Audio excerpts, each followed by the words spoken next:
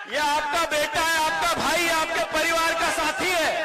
एक एक परिवार का साथी तरवर लोधी के रूप में चुनाव लड़ेगा या नहीं लड़ेगा? लड़ेगा कि नहीं लड़ेगा? लड़ेगा कि नहीं लड़ेगा? भारत माता की धन्यवाद। चुनाव प्रचार के मंच पर कांग्रेस प्रत्याशी की आंखों से बहते हुए आंसू।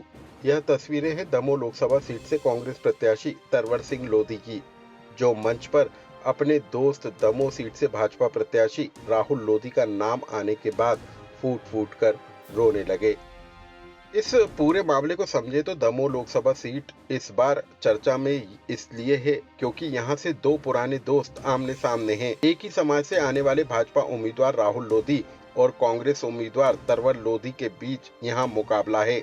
2020 से पहले राहुल लोधी तरवर लोधी कांग्रेस में शामिल थे और 2018 के विधानसभा चुनाव में दोनों कांग्रेस के टिकट पर जीते थे, लेकिन राहुल लोधी ने 2020 में कांग्रेस छोड़ बीजेपी की सदस्यता ले ली और तरवर कांग्रेस में ही रहे। 2023 का विधानसभा चुनाव राहुल लोधी और तरवर लोधी दोनों हार गए, लेकिन अब 2024 के चुनाव में दो पुराने दोस्त पूर्व विधायक अलग अलग पार्टी से आमने सामने हैं। और जब चुनाव प्रचार में प्रदेश कांग्रेस अध्यक्ष जीतू पटवारी ने मंच से टिकाऊ और बिकाऊ का मुद्दा उठाया तो तरवर लोधी जमकर रोने लगे। इसके पास पैसे नहीं है, इसके पास इतना धन नहीं है, इसके पास इतना धन नहीं है, इसके पास ईमानदारी है, बिका नहीं।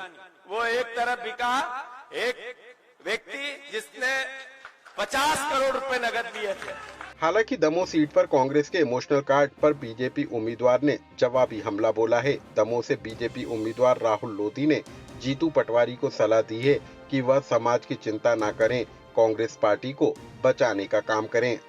कि आप अपने गिरेबान में झांकिए और कांग्रेस में देखिए कि किस प्रकार से भगदड़ मच रही है। कि बाजू में ही हमारी सीट लगी हुई है सागर की, जहां आपको सागर संसदीय सीट से एक भी प्रत्याशी नहीं मिला और उत्तर प्रदेश से आप लेके आए हैं।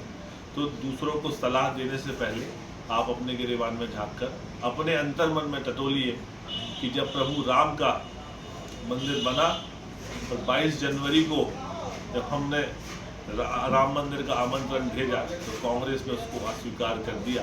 तो मैं आपसे कहूँगा कि आप अपने अंतर्मन में झांकिए और मैं तो आपको कहना चाहता हूँ कि जो राम का नहीं वो किसी काम का नहीं।